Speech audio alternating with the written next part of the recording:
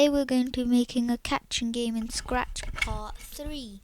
So let's get started by opening our web browser and typing in Scratch.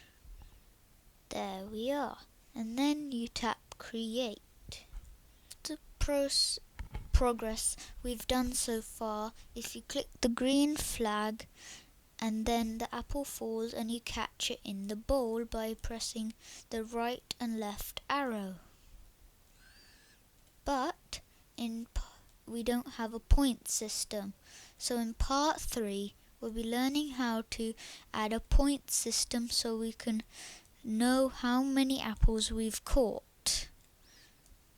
So let's get started and go to bowl and get to variables.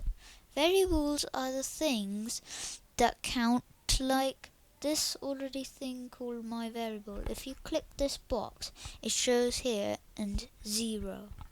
But if you click this box, change my variable by 1, it will increase by 1. So we first click the make a variable button, then make sure the for all sprites button is clicked, not this one, and we type points. Great. So now we right click on my variable and click the delete the my variable variable. So now we go to events and get another when green flag click block and place it. Then we go to control and get the forever block. Great, and then place it here. So now we go to if then block and drag it inside the forever block. Now we go to sensing and get the touching mouse pointer block and place it here. Now we change touching mouse pointer to apple.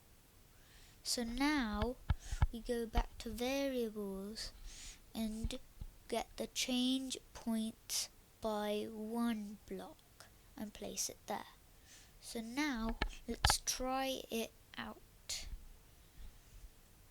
1 point, 2 points. Great. It's showing all the apples we've caught in points, as you can see here. So that is how we add a point system to the catching game. Thanks for watching. Please like, subscribe and share this video. Bye!